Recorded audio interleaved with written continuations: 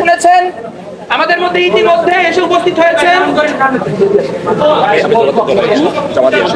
সহসভাপতি ক্যান্ডিডেট সহসভাপতি পদপ্রার্থী ইমিয়াপা।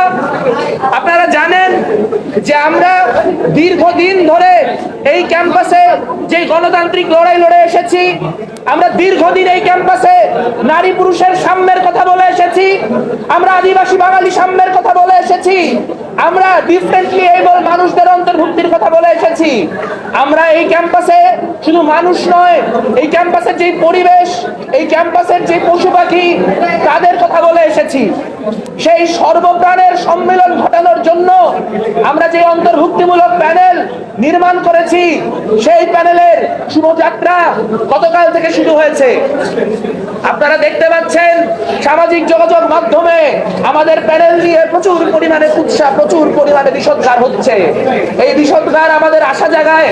তার কারণ প্রতিক্রিয়াশীল শক্তি যে শনাক্ত করতে পেরেছে তাদের প্রধান শত্রু এই ক্যাম্পাসে কে, এটি আমাদের আনন্দের জায়গা, এটি আমাদের বিশ্বাসের জায়গা।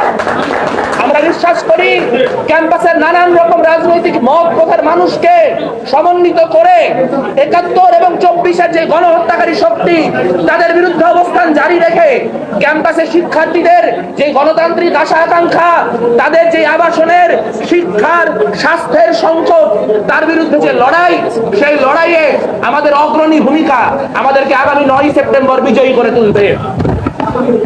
আমরা বিশ্বাস রাখি এই যে নির্বাচন, সেই নির্বাচনের মধ্য দিয়ে বাংলাদেশে এক ধরনের ছাত্র প্রতিনিধিত্বের যে লড়াই, সেই ছাত্র প্রতিনিধিত্বের লড়াই অনেক দূর এগিয়ে যাবে। কিন্তু আমরা একই সঙ্গে দেখতে পাচ্ছি প্রশাসনের অদক্ষতা, আমরা দেখতে পাচ্ছি প্রশাসনের পক্ষপাতমূলক আচরণ। আমরা দেখতে পাচ্ছি যে একদিকে গতকালকে মিটিং করে তারা বলেছেন, তারা নাকি জানিয়েছেন যে আসলে হলে যে পরিবর্তন, হলের রাজনীতির রূপরেখা কি হবে তা তারা ডাকসুর আগে নির্ধারণ করবেন।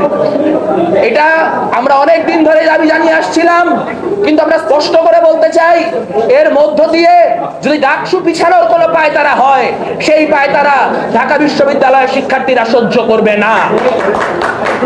সকল দাবি দাওয়া মেনে নিয়ে নির্বাচনের জন্য একটি ফেয়ার গ্রাউন্ড তৈরি করে ৯ সেপ্টেম্বরই এই নির্বাচন অনুষ্ঠিত করতে হবে এবং সেই নির্বাচনে বাংলাদেশের সকল প্রান্তিক জনগোষ্ঠীর মানুষ আমাদের সমর্থন করবেন, আমাদের পাশে দাঁড়াবেন এবং ঢাকা বিশ্ববিদ্যালয়ের ভোটাররা আমাদের ভোট দেওয়ার মধ্য দিয়ে বিজয়ী করবেন, এই আশাবাদ ব্যক্ত